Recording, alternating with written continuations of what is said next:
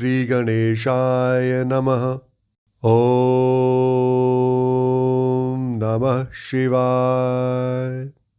मैं अभिजीत शर्मा योगिक स्वाध्यायम के हमारे पॉडकास्ट शिव पुराण विद अभिजीत में आप सभी का हार्दिक अभिनंदन करता हूं। तो चलिए आज हम अपने अगले एपिसोड को आरंभ करते हैं।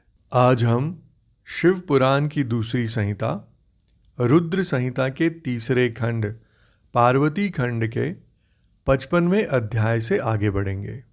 55वां अध्याय, जिसका शीर्षक है शिव पार्वती तथा उनकी बारात की विदाई, भगवान शिव का समस्त देवताओं को विदा करके कैलाश पर रहना और पार्वती खंड के श्रवण की महिमा। यहाँ ब्रह्मा जी नारद जी से कहते हैं कि हे नारद, ब्राह्मणी ने देवी पार्वती को पतिव्रत धर्म की शिक्षा देने के पश्चात मैना को बुलाकर यूं कहा। वे बोली, हे महारानी जी, अब अपनी पुत्री की यात्रा कराइए, इसे विदा कीजिए। तब बहुत अच्छा कहकर वे प्रेम के वशीभूत हो गई। फिर धैर्य धारण करके उन्होंने काली को बुलाया और उसके वियोग के भय से व्याकुल हो वे बेटी को बारंबार गले से लगाकर अत्यंत उच्च स्वर से रोने लगी। फिर पार्वती भी करुणाजनक बात कहती हुई जोर जोर से रो पड़ी। मैना और शिवा दोनों ही विरह शोक से पीड़ित हो मूर्छित हो गई। पार्वती के रोने से देव पत्नियां भी अपनी सुध बुध खो बैठी। सारी स्त्रियां वहां रोने लगी। वे सब की सब अचेत सी हो गई थी। उस यात्रा के समय परम प्रभु साक्षात योगीश्वर शिव भी रो पड़े। फिर दूसरा कौन चुप रह सकता था। इसी समय अपने समस्त पुत्रों, मंत्रियों और उत्तम ब्राह्मणों के साथ हिमालय शीघ्र वहां आ पहुंचे और मोहवश अपनी बच्ची को हृदय से लगाकर रोने लगे। बेटी, तुम मुझे छोड़कर कहाँ चली जा रही हो? ऐसा कहकर सारे जगत को सूना मानते हुए वे बारंबार विलाप करने लगे।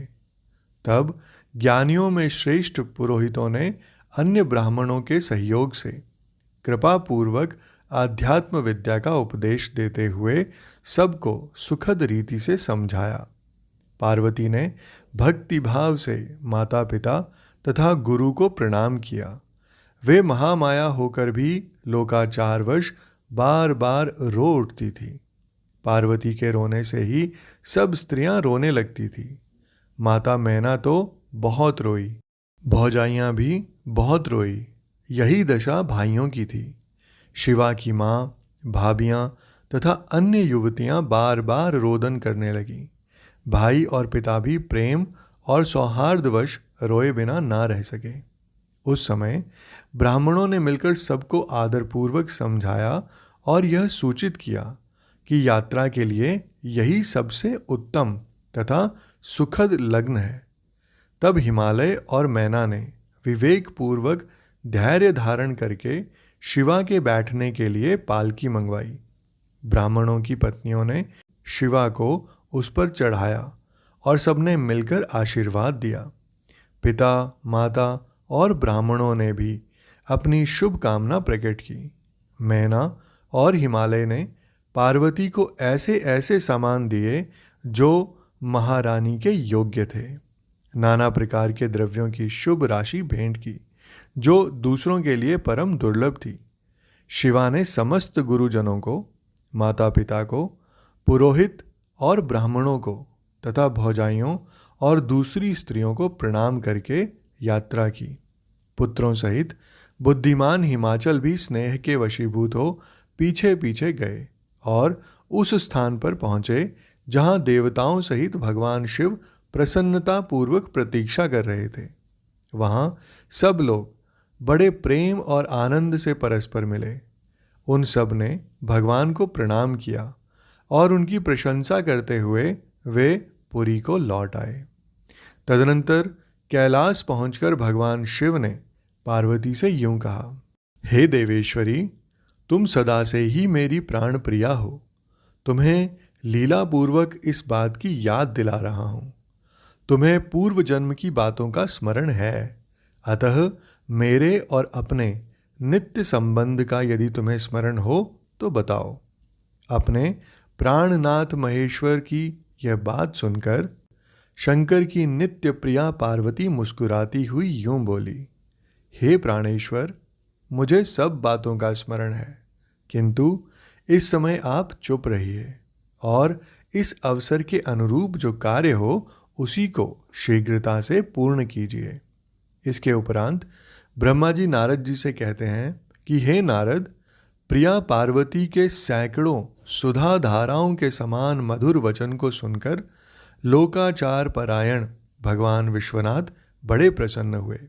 उन्होंने बहुत सी सामग्रियां एकत्र करके नारायण आदि देवताओं को भांति भांति की मनोहर भोज्य वस्तुएं खिलाईं। इसी तरह अपने विवाह में पधारे हुए दूसरे लोगों को भी भगवान शंकर ने प्रेम पूर्वक सुमधुर रस से युक्त नाना प्रकार का अन्न भोजन कराया। भोजन करने के पश्चात उन सब देवताओं ने नाना रत्नों से विभूषित हो अपनी स्त्रियों और सेवक गणों के साथ आकर प्रभु चंद्रशेखर को प्रणाम किया। फिर प्रिय वचनों द्वारा प्रसन्नता पूर्वक उनकी स्तुति एवं परिक्रमा करके शिव विवाह की प्रशंसा करते हुए वे सब लोग अपने अपने धाम को चले गए। हे मुने, साक्षात भगवान शिव ने लोकाचारवश भगवान विष्णु को और मुझको भी प्रणाम किया। ठीक उसी तरह जैसे वामन रूपधारी श्री हरि ने महर्षि कश्यप को नमस्कार किया था, तब मैंने और श्री विष्णु ने शिव को हृदय से लगाकर उनको आशीर्वाद दिया। तदनंतर श्री हरि ने उन्हें पर ब्रह्म परमात्मा मानकर उनकी उत्तम स्तुति की। इसके बाद मेरे सहित भगवान विष्णु शिव से विदा ले शिवा और शिव को प्रसन्नता पूर्वक हाथ जोड़ उनके विवाह की प्रशंसा करते हुए अपने उत्तम धाम को चले गए। भगवान शिव भी पार्वती के साथ सानंद विहार करते हुए अपने निवासभूत कैलाश पर्वत पर रहने लगे। समस्त शिवगणों को इस विवाह से बड़ा सुख मिला। वे अत्यंत भक्तिपूर्वक शिवा और शिव की आराधना करने लगे। हे तात, इस प्रकार मैंने परम मंगलमय शिव विवाह का वर्णन किया। यह शोकनाशक, आनंददायक तथा धन और आयु की वृद्धि करने वाला है। जो पुरुष भगवान शिव और शिवा में मन लगाकर पवित्र हो प्रतिदिन इस प्रसंग को सुनता अथवा नियम पूर्वक दूसरों को सुनाता है, वह शिवलोक प्राप्त कर लेता है। यह अद्भुत आख्यान कहा गया है जो मंगल का आवास स्थान है। यह संपूर्ण विघ्नों को शांत करके समस्त रोगों का नाश करने वाला है। इसके द्वारा स्वर्ग, यश, आयु तथा पुत्र और पौत्रों की प्राप्ति होती है। यह संपूर्ण कामनाओं को पूर्ण करता है। इस लोक में भोग देता और परलोक में मोक्ष प्रदान करता है। इस शुभ प्रसंग को सुनने से अपमृत्यु का शमन होता है और परम शांति की प्राप्ति होती है। यह समस्त दुस्वप्नों का नाश तथा बुद्धि एवं विवेक आदि का साधन है। अपने शुभ की इच्छा रखने वाले लोगों को शिव संबंधी सभी उत्सवों में प्रसन्नता के साथ प्रयत्न पूर्वक इसका पाठ करना चाहिए। यह भगवान शिव को संतोष प्रदान करने वाला है। विशेषतः देवता आदि की प्रतिष्ठा के समय तथा शिव संबंधी सभी कार्यों के प्रसंग में प्रसन्नता पूर्वक इसका पाठ करना चाहिए अथवा पवित्र हो शिव पार्वती के इस कल्याणकारी चरित्र का श्रवण करना चाहिए। ऐसा करने से समस्त कार्य सिद्ध होते हैं। यह सत्य है, सत्य है, इसमें कोई संशय नहीं है। इसके साथ ही आज का हमारा यह एपिसोड यहीं पर संपन्न होता है। मैं कल आप सबके समक्ष फिर उपस्थित होऊंगा हमारे अगले एपिसोड के साथ। आप सभी का मुझे इतने धैर्य एवं ध्यान से सुनने के लिए बहुत बहुत धन्यवाद।